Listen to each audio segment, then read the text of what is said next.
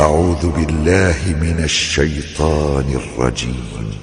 وَإِذْ قُلْتُمْ يَا مُوسَى لَن نَّصْبِرَ عَلَىٰ طَعَامٍ وَاحِدٍ فَادْعُ لَنَا رَبَّكَ يُخْرِجْ لَنَا مِمَّا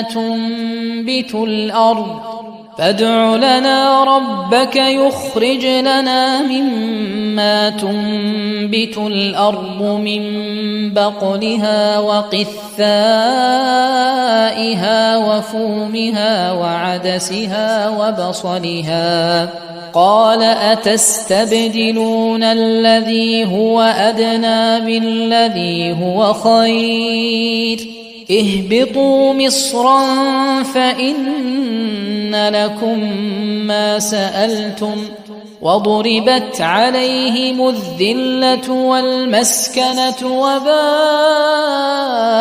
بِغَضَبٍ مِّنَ اللَّهِ ذَلِكَ بِأَنَّهُمْ كَانُوا يَكْفُرُونَ بِآيَاتِ اللَّهِ وَيَقْتُلُونَ النَّبِيِّينَ بِغَيْرِ الْحَقِّ ذَلِكَ بِمَا عَصَوا وَّكَانُوا يَعْتَدُونَ إِنَّ الَّذِينَ آمَنُوا وَالَّذِينَ هَادُوا وَالنَّصَارَىٰ وَالصَّابِئِينَ مَنْ آمَنَ بِاللَّهِ وَالْيَوْمِ الْآخِرِ وَعَمِلَ صَالِحًا فَلَهُمْ أَجْرُهُمْ عِندَ رَبِّهِمْ وَلَا خَوْفٌ عَلَيْهِمْ وَلَا هُمْ يَحْزَنُونَ. إن الحمد لله نحمده ونستعينه ونستغفره ونعوذ بالله من شرور أنفسنا. ایک منٹ میں موبائل کو بند کیا. إن الحمد لله نحمده ونستعينه ونستغفره ونعوذ بالله من شرور أنفسنا ومن سيئات أعمالنا. من يهده الله فلا مضل له ومن يضلل فلا هادي له. وأشهد أن لا إله إلا الله وحده لا شريك له وأشهد أن محمدا عبده ورسوله.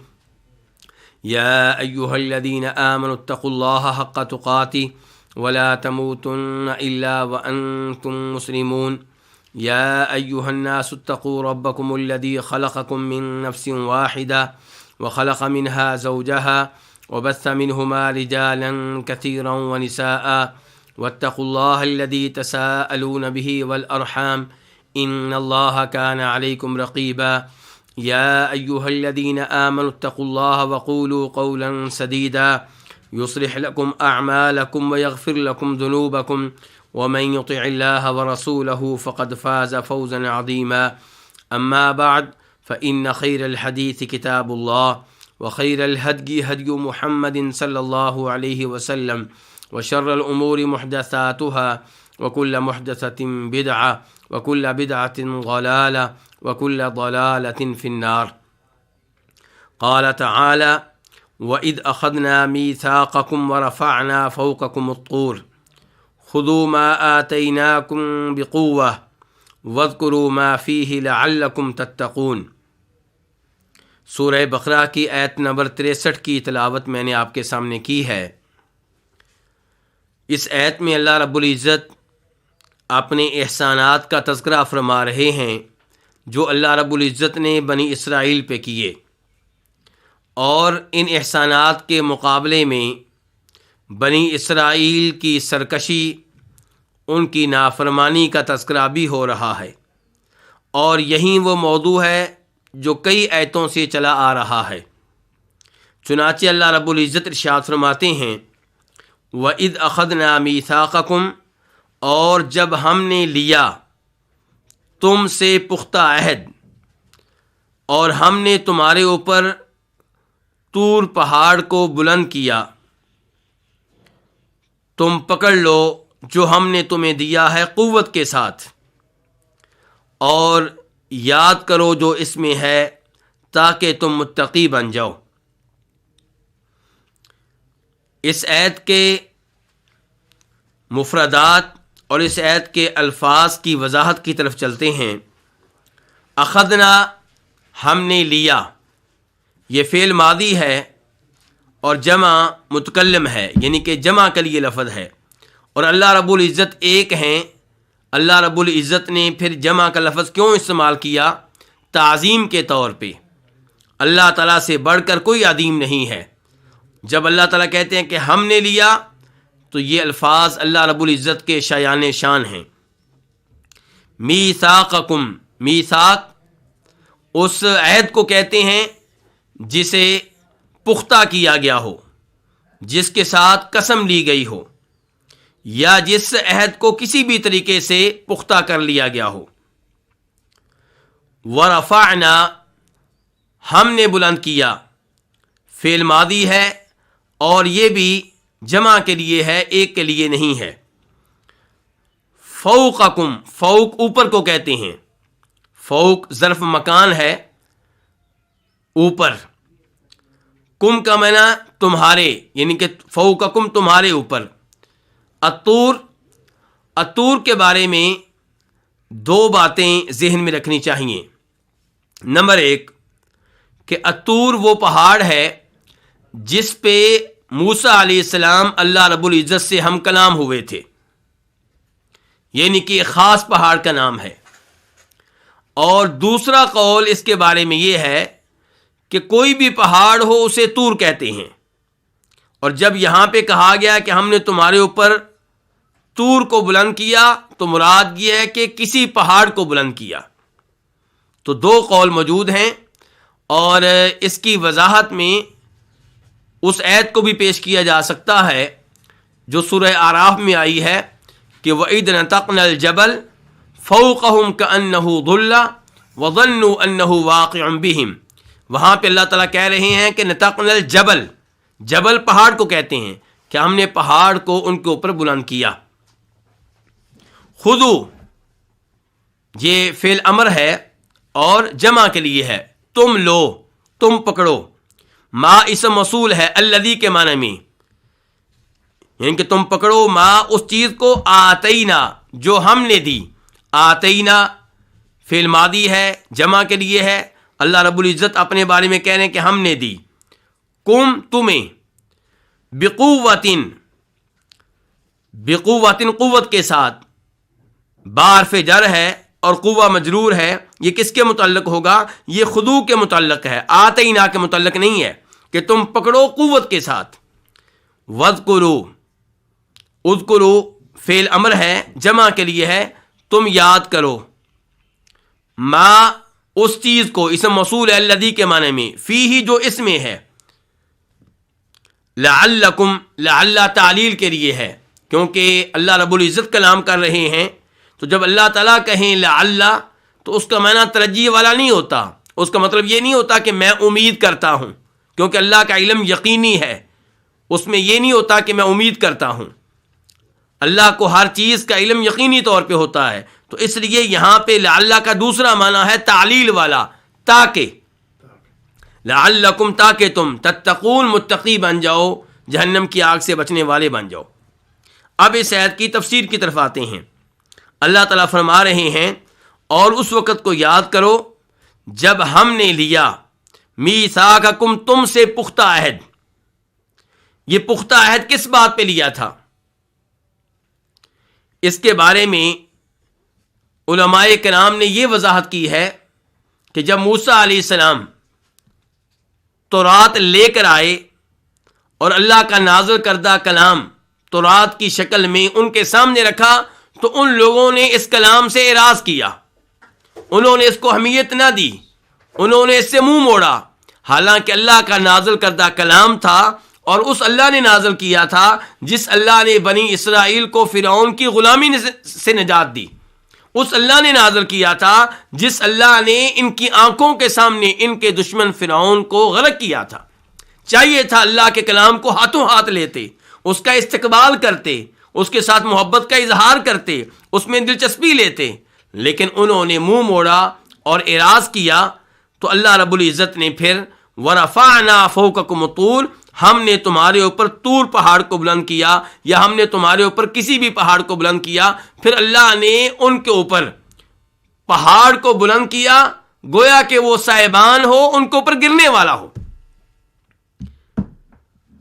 یہاں پہ ایک سوال اٹھتا ہے، اور وہ یہ کہ اللہ نے واقعی پہاڑ ان کے اوپر کر دیا تھا اور ان کے اوپر گرنے والا تھا، یا صورتحال ایسی بنا دی گئی تھی گویا کہ ان کے اوپر گرنے والا ہو، حقیقتاً ایسا نہیں تھا؟ اگر آپ قرآن کریم کے الفاظ پہ غور کریں تو آپ کو پتا چلے گا اللہ تعالیٰ کہہ رہے ہیں کہ ہم نے تم پہ طور پہاڑ کو بلند کیا، یعنی کہ اللہ نے طور پہاڑ کو ان کے اوپر لٹکا دیا، ان کے سروں کے اوپر اللہ تعالیٰ لے آئے۔ اور سورہ اعراف سے بھی یہی معلوم ہوتا ہے کہ وَإِذْ نَتَقْنَا الْجَبَلَ، جب ہم نے پہاڑ کو حرکت دی اور اسے بلند کیا، فوقہم، ان کے اوپر، کأنہ ظلہ، گویا کہ وہ کیا ہے؟ سائبان ہے، اور سائبان کہاں ہوتا ہے؟ آپ کے اوپر ہے۔ وَظَنُّوا أَنَّهُ وَاقِعٌ بِهِمْ، اور انہیں یقین ہو گیا کہ یہ تو پہاڑ ہمارے اوپر گرنے والا ہے۔ اللہ رب العزت نے یہ وعید کے طور پہ کیا، دھمکی کے طور پہ کیا، تاکہ تورات کی اہمیت کو جانیں اور اس کے اوپر ایمان لائیں اور اس پہ عمل کرنے کا عہد کریں، وعدہ کریں۔ تو اب دو موقف ہو گئے۔ ایک موقف کیا ہے کہ یہ کام حقیقی طور پہ ہوا، واقعی اللہ رب العزت نے پہاڑ کو اٹھایا اس کی جگہ سے اور اس پہاڑ کو ان کے سروں پہ بلند کیا، سروں کے اوپر لٹکا دیا۔ اور دوسرا یہ ہے کہ ایسا نہیں ہوا، بلکہ یہ لوگ بیٹھے ہوئے تھے، زمین میں زلزلہ آیا، پہاڑ نے زلزلے کی وجہ سے حرکت کی، اور ان کو ایسا لگنے لگا گویا کہ پہاڑ ان کے سر پہ گرنے والا ہے، حقیقتاً ایسا نہیں تھا۔ یہ دوسری رائے مولانا امین احسن اصلاحی نے اپنی کتاب تدبر قرآن میں ذکر کی ہے، اور یہ رائے قرآن حکیم کے الفاظ کو حقیقت کی بجائے مجاز پہ محمول کرنے کے مترادف ہے۔ اللہ تعالیٰ کہیں کہ ہم نے پہاڑ کو بلند کیا ان کے سروں پہ، اور ہم کہیں نہیں بلند نہیں کیا، ان کو ایسے لگا۔ آپ اندازہ کر سکتے ہیں دونوں موقف میں جو فرق ہے اس کا، یعنی کہ ایک موقف کہتا ہے کہ اللہ نے جو کہا بالکل صحیح کہا اور اللہ ہر چیز پہ قادر ہے، اللہ کے لیے کیا مشکل ہے کہ اللہ نے طور پہاڑ کو اٹھایا یا کسی بھی پہاڑ کو اٹھایا اور ان کے سروں پہ بلند کر دیا۔ اور دوسرا موقف یہ ہے کہ پہاڑ اپنی جگہ پہ ہے، اسے اٹھایا نہیں گیا، اس نے حرکت کی ہے زلزلے کی وجہ سے، اور ان کو لگنے لگا گویا کہ ان کے سروں پہ گرنے والا ہو۔ تو مولانا امین احسن اصلاحی کا یہ موقف قرآن کریم کی تعویل ہے، اور قرآن کریم کو حقیقت کی بجائے مجاز پہ محمول کرنے کے مترادف ہے، اور بغیر دلیل کے ہے، اور بالکل غلط ہے۔ یہاں پہ میں اس امر کی وضاحت کر دوں کہ مولانا امین احسن اصلاحی ہوں یا حمید الدین فرائی ہوں یا سر سید احمد خان ہوں، ان کا تذکرہ ہم تفسیر میں کیوں کرتے ہیں، ان کا باقاعدہ نام کیوں لیتے ہیں؟ بلکہ مجھے یاد آیا کہ مسجد نبوی میں ایک مرتبہ درس دے کر میں فارغ ہوا تو ایک صاحب ایک عالم دین کا تذکرہ کرنے لگے اور کہنے لگے کہ وہ بڑا اچھا درس دیتے ہیں، بڑا اچھا بیان کرتے ہیں، لیکن وہ کئی علماء کرام پہ نام لے کر تنقید کرتے ہیں، انہیں برا بلا کہتے ہیں۔ میں نے کہا کیا ان علماء کرام کو گالیاں دیتے ہیں؟ کیا ان کے ذاتی عیب بیان کرتے ہیں؟ کیا ان کی ذاتی کمزوریاں بیان کرتے ہیں؟ کہنے لگا نہیں۔ میں نے کہا پھر کیا تنقید کرتے ہیں؟ جی نام لے کے کہتے ہیں کہ ان کا یہ موقف غلط ہے۔ میں نے کہا آپ کو اس عالم دین کا شکر گزار ہونا چاہیے۔ اگر علماء نام لے کر کسی کے غلط قول کو واضح نہ کریں تو عام آدمی کو کیسے پتا چلے گا کہ کس کی تفسیر کا مطالعہ کرنا ہے، کس کی تفسیر کا مطالعہ نہیں کرنا، کس کی گفتگو کو سننا ہے اور کس کی گفتگو کو نہیں سننا؟ تو وہ عالم دین جو نام لے کر کسی کا غلط موقف واضح کرے اس کا شکریہ ادا کرنا چاہیے، اور اس کو غیبت نہیں کہتے۔ غیبت تب ہے جب ہم ان کی ذاتی کمزوری بیان کریں، ہم کہیں کہ وہ یہ گناہ کرتے ہیں اور وہ گناہ پبلک کے سامنے ہم ظاہر کر دیں، یہ تو علمی اختلاف ہے، یہ تفسیر کا اختلاف ہے، اور شروع سے علماء کرام ان امور کو واضح کرتے چلے آ رہے ہیں۔ آگے چل کر آج ہی کے درس میں ایک اور مثال دوں گا کہ ایک عالم دین سے غلطی ہوئی اور علماء تفسیر نے اس کی غلطی واضح کی۔ ہاں، اگر ہم مولانا امین احسن اصلاحی یا دیگر لوگوں کے ذاتی عیب بیان کریں تو پھر یہ غیبت ہوگا اور ہمارے پہ تنقید کرنے کا حق حاصل ہے، لیکن یہاں پہ ہم یہ اس لیے بیان کرتے ہیں کہ عام طور پہ وہ لوگ جنہوں نے اردو میں تفاسیر لکھی ہیں وہ کسی نہ کسی مسلک کے پابند ہوتے ہیں اور اپنے مسلک کی روشنی میں تفسیر لکھتے ہیں، قرآن کو اپنے مسلک کے مطابق بنانے کی کوشش کرتے ہیں۔ ان کی تفسیر قرآن حکیم کے حقائق کے خلاف ہوتی ہے، لیکن ان کا معاملہ سب کے سامنے واضح ہے، سب جانتے ہیں کہ یہ مخصوص مسلک کے مطابق تفسیر لکھ رہا ہے، قرآن کو اپنے مسلک کے مطابق بنانے کی کوشش کر رہا ہے۔ لیکن کچھ لوگ وہ ہیں جو مسلک سے آزاد ہیں، وہ آزادانہ طور پہ تفسیر لکھتے ہیں۔ جو آزادانہ طور پہ تفسیر لکھتے ہیں وہ دو طرح کے لوگ ہیں، ایک وہ جو مکمل آزاد ہو گئے، انہوں نے اپنے آپ کو احادیث کا پابند نہیں رہنے دیا، اپنے آپ کو قرآن کے ظاہر کا پابند نہیں رہنے دیا، بلکہ اپنی عقل کے پیچھے چلے، قرآن کریم کو اپنی عقل کے مطابق بنانے کی کوشش کی، قرآن کی نصوص اور کئی صحیح احادیث کو رد کر دیا۔ کس لیے؟ کہ انہیں ان کی عقل نہیں مانتی۔ ان میں مولانا امین احسن اصلاحی ہیں، ان میں حمید الدین فراہی ہیں، اور انہی کے نقش قدم پہ چلنے والے جاوید احمد غامدی ہیں۔ اور دوسری جانب وہ لوگ ہیں جو کسی خاص مسلک کے پابند نہیں ہیں، لیکن وہ اپنے آپ کو قرآن کی نصوص کا پابند سمجھتے ہیں۔ وہ سمجھتے ہیں کہ جو اللہ نے کہہ دیا ہم نے اس سے باہر نہیں نکلنا۔ اللہ تعالیٰ ایک چیز بیان کریں اور ہم کہیں یہ حقیقت نہیں ہے، یہ تو مجاز ہے، وہ ایسے لوگ نہیں ہیں۔ وہ اپنے آپ کو صحیح احادیث کا پابند سمجھتے ہیں، وہ اپنے آپ کو سلف صالحین کے اقوال کے مطابق تفسیر کرنے کا پابند خیال کرتے ہیں۔ تو مولانا امین احسن اصلاحی، حمید الدین فراہی، جاوید احمد غامدی، یہ وہ لوگ ہیں جن سے ہمارے نوجوانوں کو دھوکہ ہو جاتا ہے۔ ہماری یونیورسٹی کے طالب علم، پڑھے لکھے لوگ، وہ ان سے دھوکہ کھاتے ہیں، کیونکہ وہ یہ سمجھتے ہیں کہ یہ لوگ شرکیہ باتیں نہیں کرتے اور عام طور پہ ایسی باتیں نہیں کرتے جن میں بدعات پائی جاتی ہوں۔ وہ یہ بھول جاتے ہیں کہ شرک و بدعات والی باتیں نہیں کرتے، لیکن نبی علیہ الصلوۃ والسلام کی صحیح حدیث کا انکار کرتے ہیں۔ یہ بہت بڑا جرم ہے۔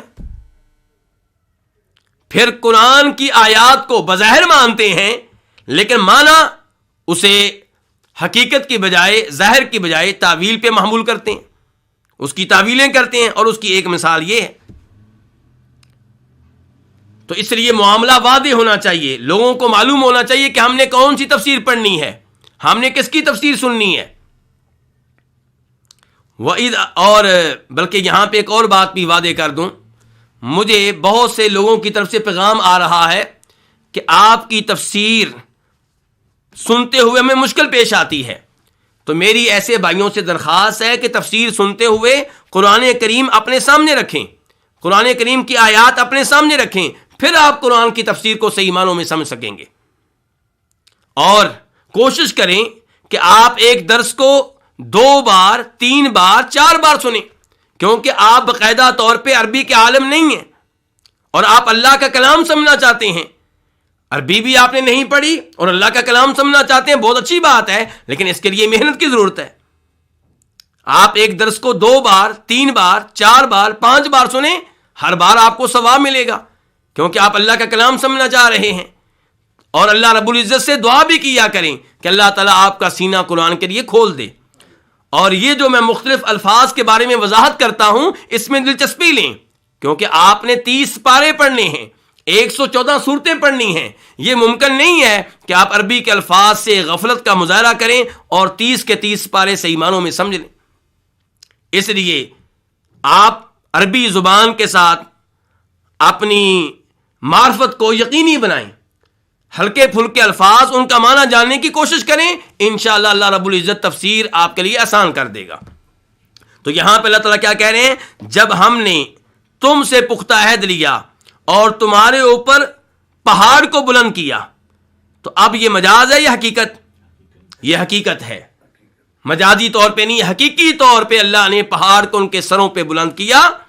اور یہ چیز صرف اس آیت میں نہیں آئی، سورہ اعراف میں بھی آئی ہے، وَإِذْ نَتَقْنَا الْجَبَلَ فَوْقَهُمْ كَأَنَّهُ ظُلَّةٌ۔ اللہ تعالیٰ وہاں پہ بھی کہہ رہے ہیں کہ ہم نے پہاڑ کو اٹھایا اور ان کے اوپر بلند کر دیا، گویا کہ وہ صاحبان ہو۔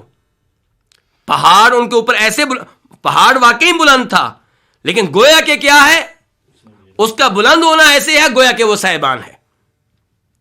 وَظَنُّوا أَنَّهُ وَاقِعٌ بِهِمْ، اور ان کو یقین ہو چکا تھا کہ یہ پہاڑ ہم پہ گرنے والا ہے۔ اللہ رب العزت اس کے بعد ارشاد فرماتے ہیں خذوا ما آتیناکم بقوہ، کہ ہم نے ان سے پختہ عہد لیا۔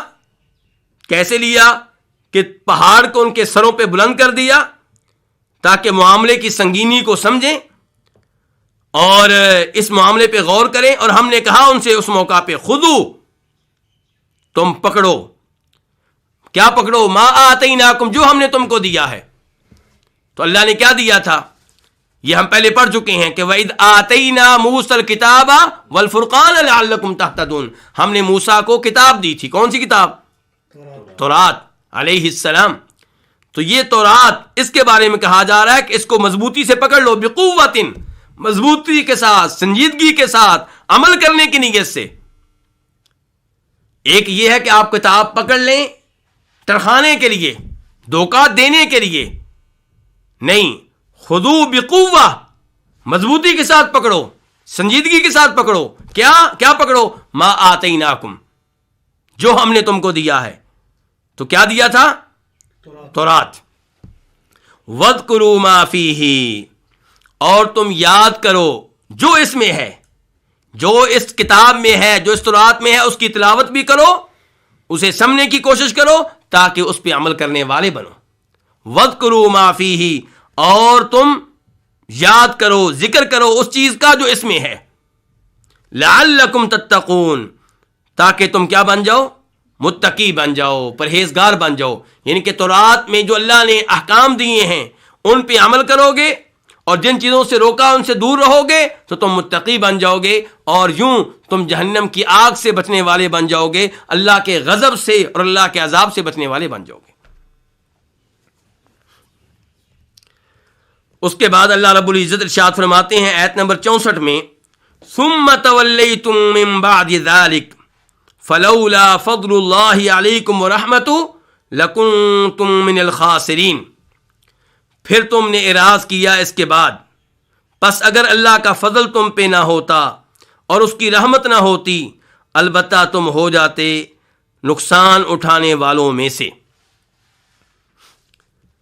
یہ اس آیت کا آسان ترجمہ تھا۔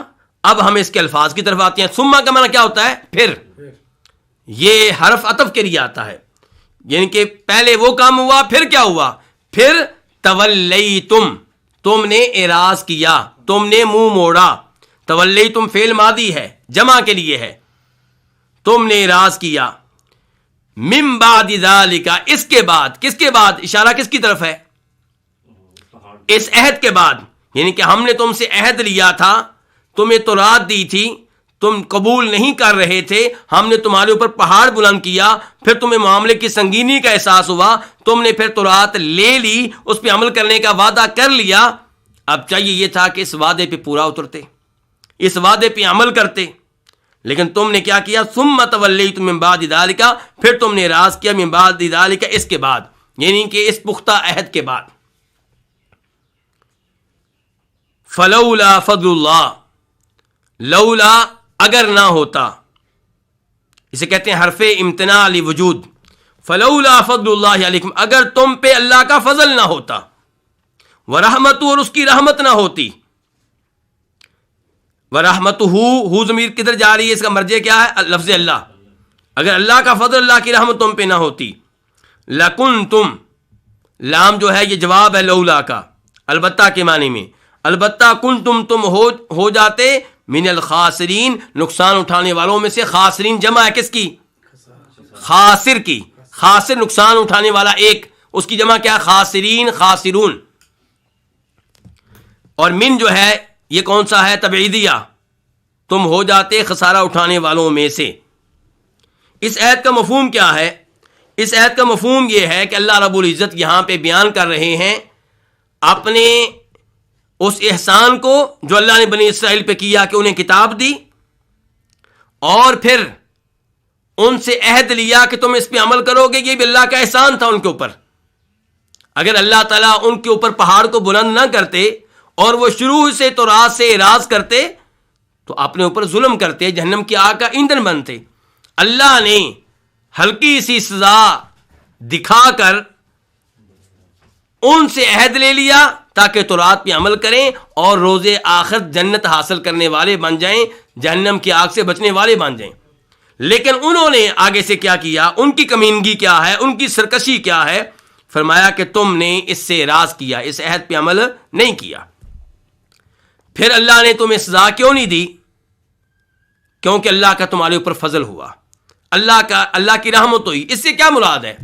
یعنی کہ اللہ تعالیٰ تمہیں توبہ کرنے کے لیے مہلت دیتا رہا، اللہ تعالیٰ استغفار کے لیے تمہیں مہلت دیتا رہا، اللہ مسلسل اپنے رسول اور نبی بھیجتا رہا، اللہ اپنے صحیفے نازل کرتا رہا، یاد دہانی جاری و ساری رہی، جس کی وجہ سے تم راہ راست کی طرف کچھ نہ کچھ آتے رہے.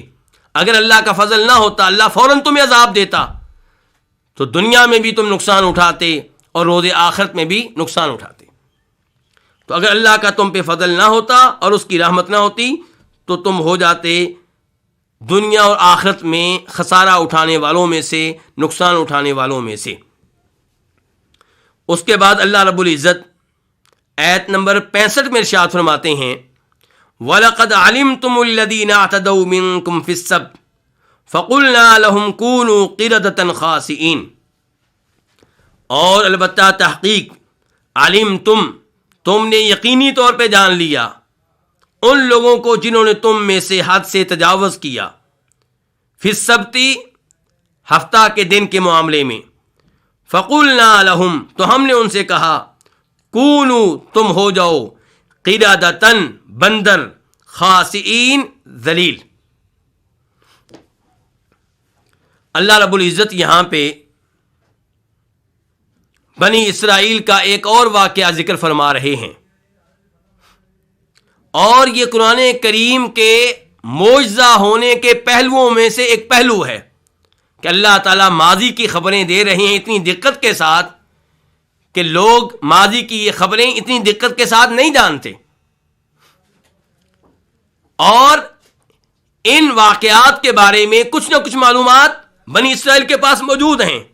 اب جب اللہ تعالیٰ ان واقعات کا تذکرہ کر رہے ہیں تو اس سے بنی اسرائیل کے دلوں میں یہ بات یقیناً داخل ہو رہی ہے کہ واقعی یہ کلام سچا ہے، واقعی یہ کلام محمد کا نہیں ہو سکتا، یہ اللہ کا ہے صلی اللہ علیہ وسلم. کیونکہ محمد تو مکہ میں رہے، ان کو کیا پتا بنی اسرائیل کے بارے میں کہ کیا کچھ ان کے ساتھ ہوتا رہا. مکہ والے تو ان امور سے ناواقف ہیں. تو یہ ساری آیات قرآن کریم کے معجزہ ہونے پہ دلالت کر رہی ہیں اور واضح کر رہی ہیں کہ یہ کسی بشر کا کلام نہیں بلکہ کس کا کلام ہے؟ اللہ تعالیٰ کا. اب ہم اس آیت کے مفردات کی طرف آتے ہیں، الفاظ کی طرف آتے ہیں. وَلَقَدْ اس لام کو کہتے ہیں لام قسم. اس کا مطلب یہ ہے کہ اس سے پہلے قسم ہوتی ہے جو حذف کر دی جاتی ہے، لیکن سننے والے کو پتا ہوتا ہے کہ یہاں پہ قسم ہے جو محذوف ہو چکی ہے، اور یہ لام دلالت کر رہی ہے اس قسم پہ جو کہ اب موجود نہیں ہے. یعنی کہ اللہ کی قسم، البتہ تحقیق تم نے جان لیا. اور قد بھی تاکید کا معنی دے رہی ہے اور لام بھی تاکید کا معنی. یقیناً بے شک یعنی کہ جو بات ابھی بتائی جا رہی ہے شک و شبہ سے بالا تر، یقینی بات، اس میں کسی قسم کے شک و شبہ کی گنجائش نہیں ہے. اور البتہ تحقیق علیم تم نے جان لیا. علیم تم فعل ماضی ہے، جمع کے لیے ہے. تم نے جان لیا، تم نے پہچان لیا. مخاطب کون ہے؟ بنی اسرائیل. تم نے جان لیا الذین اسم موصول ہے جمع کے لیے ان لوگوں کو اعتدوا جنہوں نے زیادتی کی. اعتدوا فعل ماضی ہے جمع کے لیے ہے اعتدا یعتدی سے جنہوں نے حد سے تجاوز کیا حد کو کراس کیا جنہوں نے زیادتی کی منکم تم میں سے. زیادتی کس معاملے میں؟ فی السبت. السبت کس کو کہتے ہیں؟ ہفتہ کے دن کو. یعنی کہ جو وہ دن جو جمعہ کے بعد اور اتوار جو جمعہ اور اتوار کے درمیان میں دن آتا ہے اس کو عربی میں کیا کہتے ہیں؟ السبت. ہفتہ کا دن. تم نے زیادتی کی ہفتہ کے دن کے بارے میں. اور آپ جانتے ہیں کہ ہفتے کے دن کا یہودیوں کے ہاں وہی مقام تھا جو مسلمانوں کے ہاں کس دن کا مقام ہے؟ جمعہ کا. اور اللہ رب العزت کی امت محمدیہ پہ رحمت بہت زیادہ ہے. امت محمدیہ کو جمعہ کا دن دیا گیا اس کے باوجود کہ یہ دن مقدس ہے قابل تعظیم ہے قابل احترام ہے. مسلمان اس دن مزدوری کر سکتے ہیں کام کاج کر سکتے ہیں دنیا کما سکتے ہیں لیکن جمعے کی نماز ادا کرنی ہے اس کو آدھا گھنٹہ پون گھنٹہ 1 گھنٹہ دینا ہے. جبکہ بنی اسرائیل کو ہفتہ کے دن کام کرنے کی اجازت نہیں تھی. تو اس سے آپ اندازہ لگا سکتے ہیں کہ اللہ تعالیٰ کے انعامات امت محمدیہ پہ کس قدر ہیں. فَقُلْنَا لَهُمْ تو ہم نے کہا. کون ہے کہنے والے؟ اللہ رب العزت. اس کا مطلب یہ ہے کہ اللہ تعالیٰ کی صفات میں سے ایک صفت کیا ہے؟ کلام کرنا. فَقُلْنَا لَهُمْ تو ہم نے ان سے کہا کونوا تم ہو جاؤ. فعل امر ہے کان یکونو سے جمع کے لیے تم ہو جاؤ. کون ہے وہ لوگ؟ مخاطب کون ہے؟ بنی اسرائیل میں سے وہ لوگ جنہوں نے ہفتہ کے دن کے معاملے میں حد سے تجاوز کیا. ان سے کہا جا رہا ہے تم ہو جاؤ. کیا ہو جاؤ؟ بن جاؤ. کیا بن جاؤ؟ قیرادتن بندر خاسئین ذلیل. قیرادتن یہ پہلی خبر ہے کونو کی اور خاسئین دوسری خبر ہے. کچھ لوگ کہتے ہیں خاسئین صفت ہے قیرادہ کی کہ ایسے بندر جو ذلیل ہوں جبکہ صحیح بات یہ ہے کہ قیرادتن پہلی خبر ہے اور خاسئین دوسری خبر ہے کہ اللہ نے کہا تم بندر بھی بن جاؤ اور ذلیل و رسوا بھی ہو جاؤ. اب ہم اس آیت کی مزید وضاحت کی طرف آتے ہیں. اللہ رب العزت نے اس معاملے کو یہاں پہ اختصار کے ساتھ بیان کیا ہے اور اسی معاملے کو اللہ تعالی نے سورہ اعراف میں تفصیل کے ساتھ بیان کیا ہے. وَاسْأَلْهُمْ عَنِ الْقَرْيَةِ الَّتِي كَانَتْ حَاضِرَةَ الْبَحْرِ إِذْ يَعْدُونَ فِي السَّبْتِ إِذْ تَأْتِيهِمْ حِيتَانُهُمْ يَوْمَ سَبْتِهِمْ شُرَّاعًا وَيَوْمَ لَا يَسْبِتُونَ لَا تَأْتِيهِمْ كَذَلِكَ نَبْلُوهُمْ بِمَا كَانُوا يَفْسُقُونَ. تو وہاں پہ اللہ رب العزت نے تفصیل کے ساتھ اس واقعے کا تذکرہ کیا ہے. اس لیے میں چاہوں گا کہ کچھ تفصیل آپ کے سامنے رکھی جائے تاکہ آپ ان آیتوں کا مفہوم سمجھ سکیں اور جان سکیں. ایک بستی کا تذکرہ فرما رہے ہیں اللہ رب العزت اور اس بستی کا نام ایلا تھا. مشہور قول یہی ہے حقیقت حال اللہ ہی جانتے ہیں. یہ بستی کہاں پہ ہے؟ کہا جاتا ہے کہ یہ بستی اردن اور اسرائیل کے بیچ میں واقع ہے. یعنی کہ یہ اس کا ایریا ہے. تو یہ بستی سمندر کے کنارے آباد تھی. بڑی ان کے اوپر اللہ کی نعمتیں تھیں اللہ کی نوازشیں تھیں. اللہ رب العزت نے ان کو ہفتے کے دن مچھلی کا شکار کرنے سے روک رکھا تھا. دوسری جانب اللہ رب العزت اپنے بندوں کو آزماتے ہیں. ہوتا یہ تھا کہ ہفتہ کے دن جب کہ مچھلیوں کا شکار کیا ہوتا؟ ممنوع ہوتا. اس دن مچھلیاں پانی میں ابر کر سامنے آتی. یہ لوگ دیکھتے اور باقی دنوں میں مچھلیاں معمول کے مطابق ہوتی. ان لوگوں نے سوچا کہ ہفتہ کے دن مچھلیاں بہت آتی ہیں تو ان سے محروم رہنا کوئی عقل مندی نہیں ہے. لیکن شریعت نے تو روک رکھا ہے. تو انہوں نے سوچا کہ شریعت نے روک رکھا ہے تو ہم کوئی ہیلا اختیار کرتے ہیں جس کے ذریعے ہم یہ مچھلیاں بھی حاصل کر لیں اور شریعت پہ عمل بھی ہو جائے۔ کیا ہیلا انہوں نے نکالا؟ انہوں نے کہا کہ ہم ہفتہ کے دن پانی کھول دیا کریں گے اور یہ پانی جمع ہو جایا کرے گا ہمارے حوض میں، جو ہم میں سے کئی لوگوں نے کھود رکھے ہوں گے پہلے سے۔ جب پانی بھر جائے گا تو ہم حوض کا راستہ بند کر دیں گے اور اتوار کے دن حوض کے پانی سے مچھلیاں نکال لیا کریں گے۔ کچھ لوگ کیا کرتے، وہ جمعہ کے دن سمندر کے پانی میں جال نصب کر دیتے، مچھلیاں اس جال میں پھنس جاتی اور اتوار کے دن وہ مچھلیاں نکال لیتے۔ یہ انہوں نے ہیلا نکالا مچھلیاں پکڑنے کا اور اللہ کے حکم کی خلاف ورزی سے بچنے کا، جبکہ یہ ہیلا حرام تھا، یہ غلط تھا۔ جس ہیلے سے انسان اللہ کی حرام کردہ چیز کو حلال بنانے کی کوشش کرے وہ ہیلا بھی حرام ہوا کرتا ہے۔ اور افسوس سے کہنا پڑتا ہے کہ آج ہماری امت میں بھی کئی لوگ اللہ کے حرام کردہ چیزوں سے دور رہنے کی بجائے ہیلے کے ذریعے ان سے فائدہ اٹھانے کی کوشش کرتے ہیں۔ مثال کے طور پہ سود کو لے لیں۔ آج مسلمان ممالک میں بینکوں نے کتنی ہیلے نکال رکھے ہیں جن ہیلوں کی وجہ سے مسلمان سود کھا رہے ہیں۔ اور ایک مثال آپ حلالہ کی لے لیں۔ حلالہ کے بارے میں آپ نے سن رکھا ہوگا، اللہ رب العزت سورہ بقرہ میں ارشاد فرماتے ہیں فَإِن طَلَّقَهَا فَلَا تَحِلُّ لَهُ مِن بَعْدُ حَتَّى تَنكِحَ زَوْجًا غَيْرَهُ، کہ اگر کوئی آدمی اپنی بیوی کو تیسری طلاق دے دے تو اب یہ بیوی اس کے لیے حلال نہیں ہے، البتہ اگر یہ لڑکی، یہ عورت کسی اور خامن سے کرے، کیا کرے؟ نکاح، تنکیہ زوجن غیرہ، کسی اور سے نکاح کرے اور وہ بھی اس کو طلاق دے دے کسی وجہ سے یا وہ فوت ہو جائے، تو اب یہ لڑکی، یہ عورت پہلے خامن کے لیے حلال ہے، اب اس کا اس سے نکاح ہو سکتا ہے۔ اس کا مطلب یہ ہوا کہ 3 طلاقیں ہو گئیں تو میاں بیوی اب آپس میں مل نہیں سکتے، اب ان کا آپس میں ایک ساتھ رہنا ناممکن ہے۔ البتہ ایک راستہ ہے جس کا عام طور پہ امکان نہیں ہوتا، وہ راستہ کبھی کبھی کسی کے لیے کھلتا ہے، اور وہ کیا کہ وہ عورت کسی اور جگہ نکاح کرے اور وہ بھی طلاق دے دے یا وہ فوت ہو جائے۔ ایسا عام طور پہ نہیں ہوتا، لیکن مسلمانوں میں سے کئی لوگوں نے کیا کیا؟ ہیلا نکالا۔ ہیلا کیا کہ میاں بیوی میں طلاق ہو گئی، اور طلاقیں کتنی ہو گئی؟ 3۔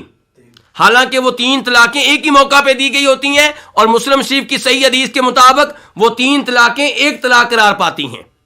لیکن کئی لوگ اپنے مسلک کی پابندی کرتے ہوئے 3 طلاقوں کے 3 ہونے کا فتویٰ دیتے ہیں۔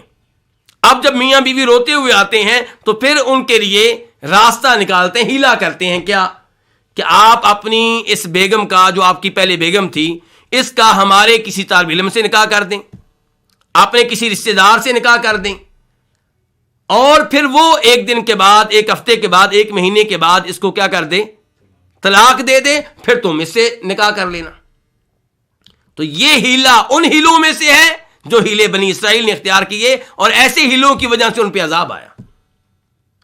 نبی علیہ الصلوۃ والسلام ارشاد فرماتے ہیں ان احادیث میں جن کو امام ترمذی ابن ماجہ روایت کرتے ہیں کہ اللہ کی لعنت ہو اس مرد پہ جس کے لیے حلالہ ہو رہا ہے، یعنی کہ پہلا خامند، اور اللہ کی لعنت ہو اس مرد پہ جو حلالہ کر رہا ہے، یعنی کہ نکاح کر رہا ہے، کس نیت سے؟ کہ بعد میں طلاق دوں گا۔ تو طلاق کی نیت سے نکاح کرنا تاکہ پہلے خامند کے لیے حلال ہو جائے، یہ وہ عمل ہے جس پہ نبی علیہ السلام نے لعنت بھیجی ہے۔ اور ایک حدیث میں آپ نے حلالہ کرنے والے مرد کو کرائے کا سان قرار دیا ہے۔ تو کہنے کا مطلب یہ ہے کہ اللہ نے جن چیزوں کو حرام قرار دیا ان کی حرمت پہ ایمان لائیں اور ان کے قریب جانے سے بھی گریز کریں، چہ جائے کہ آپ ہیلوں کے ذریعے انہیں حلال کرنے کی کوشش کریں۔ تو بنی اسرائیل نے یہ کام کیا، اس انداز سے مچھلیاں پکڑیں، پھر بنی اسرائیل 3 گروہوں میں تقسیم ہو گئے. نمبر 1 وہ گروہ جو مچھلیاں پکڑتا تھا اور اس جرم کا ارتکاب کرتا تھا. نمبر 2 وہ گروہ جو اس جرم سے دور تھا لیکن یہ جرم کرنے والوں کو وہ روکتے نہیں تھے, خود اس جرم کا ارتکاب نہیں کرتے تھے لیکن جرم کرنے والوں کو روکتے نہیں تھے, جبکہ ان پہ بھی واجب تھا, میرے اور آپ کے اوپر بھی واجب ہے, امت محمدیہ پہ بھی واجب ہے کہ برائی کا ارتکاب کرنے والوں کو برائی سے روکیں, پیار کے ساتھ, محبت کے ساتھ, اخلاق کے ساتھ. اور اگر آپ حکمران ہیں, آپ کے پاس اختیارات ہیں, تو آپ ڈنڈا بھی استعمال کریں, پولیس استعمال کریں اور برائی سے روکیں.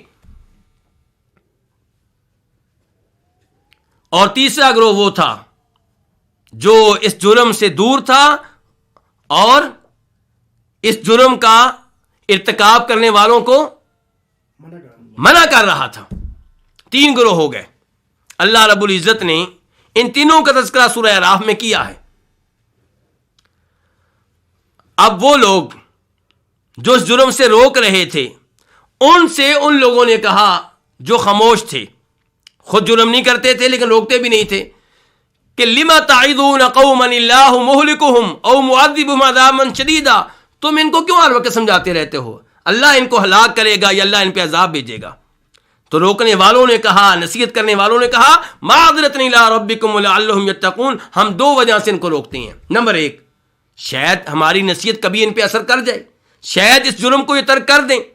نمبر 2, اللہ تعالیٰ جب روز قیامت ہم سے سوال کرے گا کہ تمہارے سامنے جرم ہوتا رہا, تم نے کیوں نہیں روکا, تو ہم اپنا عذر پیش کر سکیں گے, یا اللہ ہم تو روکتے رہے. فلما نسوا ما ذکروا بہ, اب وقت جب بہت گزر گیا تو جرم کا ارتکاب کرنے والوں نے جرم کو جرم سمجھنا چھوڑ دیا, ہفتے کے دن کی تعظیم کا نظریہ ہی ختم کر دیا. تو اللہ تعالیٰ کہتے ہیں انجینا الذین ینہون عن السوء, پھر جو اس جرم سے روکتے تھے ہم نے ان کو عذاب سے بچا لیا اور باقی لوگوں کو ہم نے عذاب میں مبتلا کیا. یہ اللہ کا ابتدائی عذاب آیا. چاہیے تھا کہ اب بھی توبہ کر لیتے, سنبھل جاتے, لیکن عذاب آنے کے باوجود وہ لوگ سنبھلے نہیں, توبہ نہیں کی, اللہ کی طرف رجوع نہیں کیا.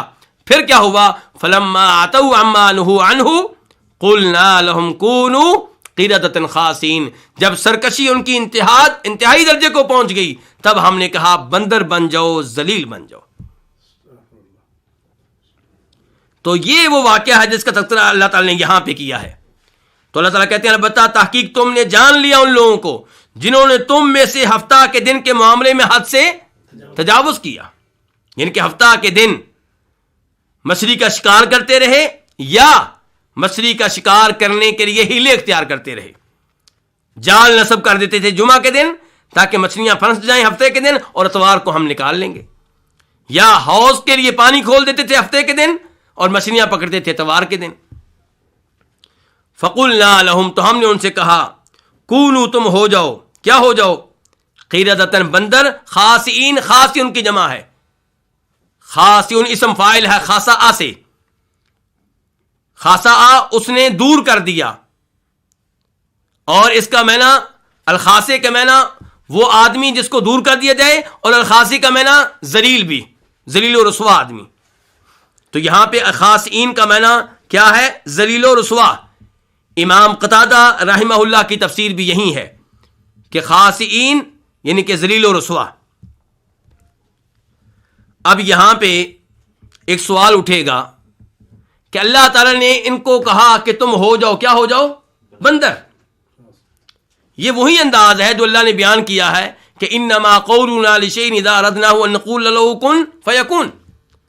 اللہ تعالیٰ نے جو کرنا ہوتا ہے اللہ تعالیٰ کیا کہتے ہیں, کن.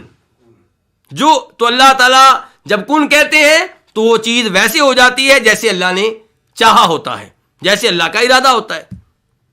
اب اللہ نے ان سے کیا کہا تھا, کیا ہو جاؤ, بندر ہو جاؤ, بندر بن جاؤ, ایسا ہی ہے. تو اس سے آپ کو کیا لگ رہا ہے کہ حقیقی بندر بن جاؤ یا مجازی طور پہ حقیقی بن جاؤ. لیکن افسوس سے کہنا پڑتا ہے کہ یہاں پہ بھی تعویل کی گئی. لیکن یہاں پہ تعویل کرنے والوں کو ہلکی سی دلیل بھی مل گئی. دلیل کیا ملی؟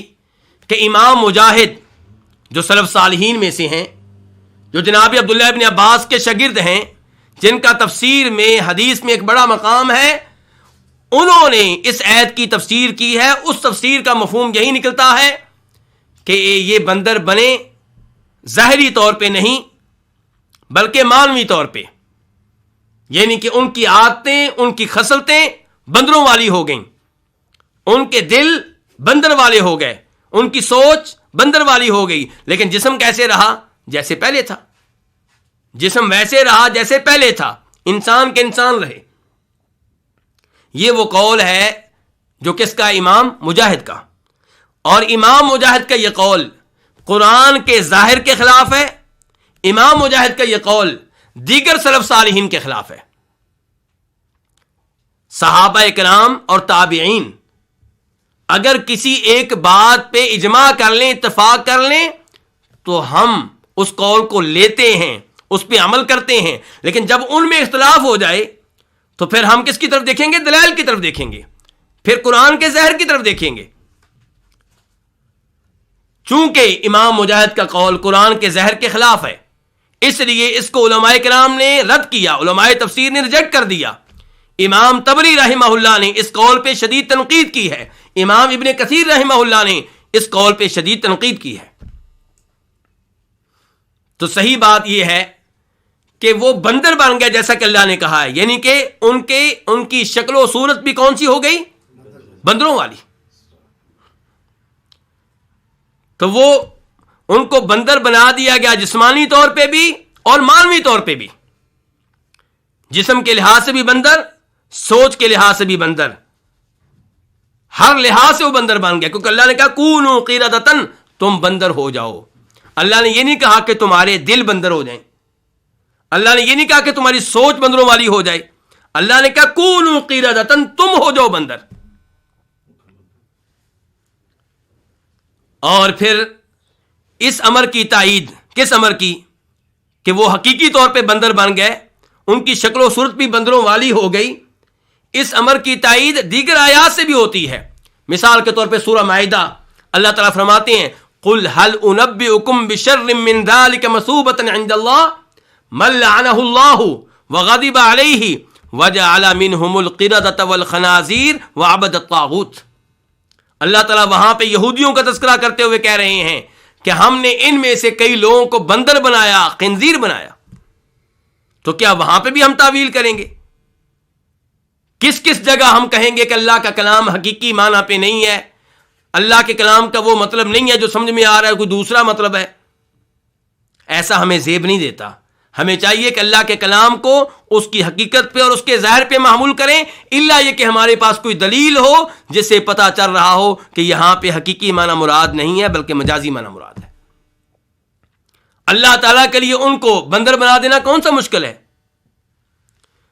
تو وہ بندر بنے جسمانی طور پہ بھی، معنوی طور پہ بھی. ایک دلیل یہی آیت ہے کیونکہ اس کا ظاہر بتا رہا ہے کہ وہ مکمل طور پہ بندر بنے.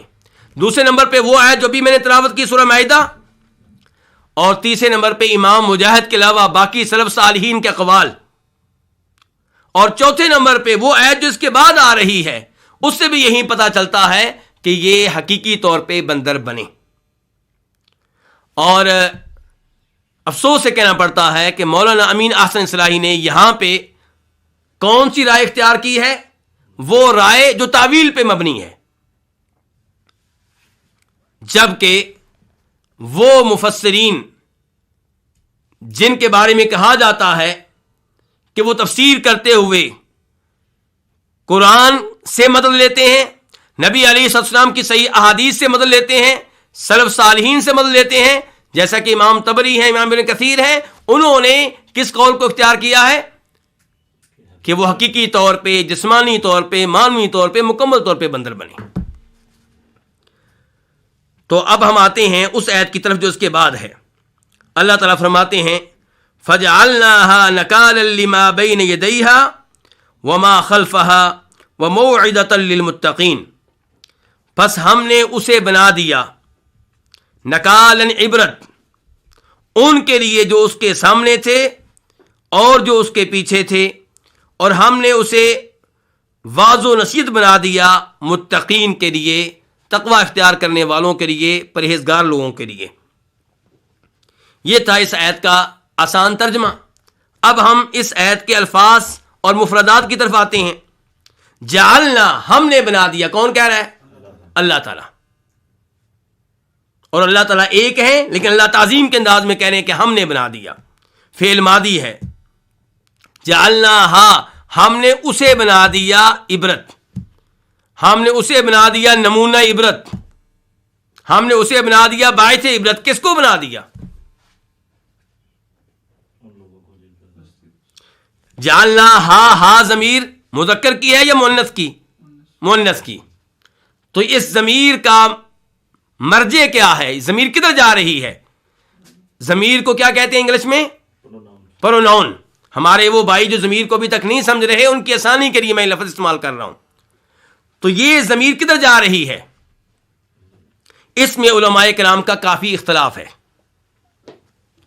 امام ابن کثیر رحمہ اللہ کی رائے یہ ہے کہ فجعلناہا کی ضمیر، اس سے مراد قریہ ہے، وہ گاؤں ہے جن گاؤں والوں کے ساتھ یہ معاملہ پیش آیا۔ یعنی کہ اس سے مراد کون ہے؟ پھر اصحاب سبت، وہ ہفتے والے لوگ جن کو ہفتے کے دن کے احترام کو توڑنے کی وجہ سے سزا ملی اور بندر بنا دیا گیا۔ تو فجعلناہا، ہم نے اس قریہ کو بنا دیا، اس شہر کو بنا دیا، اس گاؤں کو بنا دیا۔ کیا بنا دیا؟ نکالن، عبرت کا سامان، نمونہ عبرت۔ عبرت کن کے لیے بنا دیا؟ لما بین یدیہا، ان لوگوں کے لیے، ان بستیوں کے لیے، لما بین یدیہا، جو اس بستی کے سامنے تھیں، وما خلفہا، اور جو اس بستی کے پیچھے تھیں۔ یعنی کہ اس بستی کے سامنے جو شہر آباد تھے، جو بستیاں آباد تھیں، ان کے لیے بھی عبرت بنا دیا، اور جو اس بستی کے پیچھے بستیاں آباد تھیں، ان کے لیے بھی اس بستی کو عبرت بنا دیا۔ تمام لوگ عبرت حاصل کریں اور اللہ کے احکام کی پابندی کریں۔ جن چیزوں کو اللہ نے حرام قرار دیا ہے، ان چیزوں میں واقع نہ ہوں، اور سبق حاصل کریں ان لوگوں سے جن کو بندر بنا دیا گیا۔ تو اللہ تعالیٰ کہتے ہیں ہم نے اس بستی کو کیا بنا دیا؟ نمونہ عبرت بنا دیا، ان بستیوں کے لیے جو بستیاں اس بستی کے سامنے تھیں، اور ان بستیوں کے لیے جو بستیاں اس بستی کے پیچھے تھیں۔ دوسرا اس کا مفہوم یہ ہو سکتا ہے کہ ہم نے اس بستی کو عبرت بنا دیا ان بستیوں کے لیے جو بستیاں اس زمانے میں موجود تھیں، ان لوگوں کے لیے جو اس زمانے میں زندہ تھے، موجود تھے۔ وما خلفہا، اور ہم نے اس بستی کو عبرت بنا دیا ان لوگوں کے لیے بھی، ان بستیوں کے لیے بھی جو ان کے بعد میں آئیں گی۔ وَمَوْعِدَةً لِّلْمُتَّقِينَ، اور ہم نے اس بستی کو عبرت حاصل کرنے کا، واعظ لینے کا، واعظ بنا دیا، نصیحت بنا دیا۔ کن کے لیے؟ متقین کے لیے۔ المتقین جمع ہے المتقی کی، جو تقوی اختیار کرنے والا ہو، جو اللہ سے ڈرنے والا ہو، جو اللہ کے عذاب سے بچنے کی کوشش کرنے والا ہو۔ تو ہم نے اس بستی کو کیا بنا دیا؟ نصیحت بنا دیا۔ کن کے لیے؟ للمتقین، ان کے لیے جو متقین ہوں، تقوی اختیار کرنے والے ہوں۔ اللہ رب العزت کی قدرت دیکھیے کہ اللہ رب العزت نے بنی اسرائیل پہ طور پہاڑ کو بلند کیا، ان کے سروں پہ لٹکا دیا، نیچے گرنے بھی نہیں دیا، اور ہوا میں روک کر رکھا، اور اسے اس کی اصل جگہ سے اٹھایا۔ یہ اللہ کی قدرت کی نشانی ہے۔ اور دوسرے نمبر پہ اللہ کی قدرت کی نشانی کہ اللہ نے انسانوں کو بندر بنا دیا، اور اللہ کے لیے کوئی بھی چیز مشکل نہیں ہے، اس لیے ہمیں ان چیزوں کی تعویل کی ضرورت نہیں ہے۔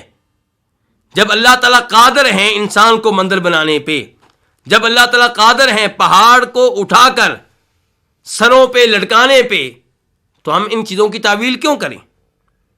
ہم ان چیزوں کو حقیقت پہ اور ظاہر پہ محمول کرتے ہیں اور ان پہ ایمان لاتے ہیں۔ اور ہمیں ان آیتوں سے یہ بھی نصیحت ملی کہ اللہ رب العزت کے احکام کی پابندی کرنی چاہیے۔ جن چیزوں کو اللہ نے حرام قرار دیا ہے ان کو حلال کرنے کے لیے ہیلے اختیار کرنا یہ اللہ کے غضب کو دعوت دینے کے مترادف ہے۔ بنی اسرائیل نے یہ حرکت کی تو ان پہ اللہ کا غضب نازل ہوا اور اللہ تعالیٰ نے ان کو بندر بنا دیا۔ اللہ رب العزت ہمیں ایک اچھا انسان بننے کی توفیق دے، اللہ تعالیٰ ہمیں اپنا نیک بندہ بننے کی توفیق دے، اور اللہ تعالیٰ ہمیں اپنے کلام کو سیکھنے کی، ان کی تفسیر کو صحیح معنوں میں جاننے کی توفیق دے۔ وآخر دعوانا ان الحمد للہ رب العالمین۔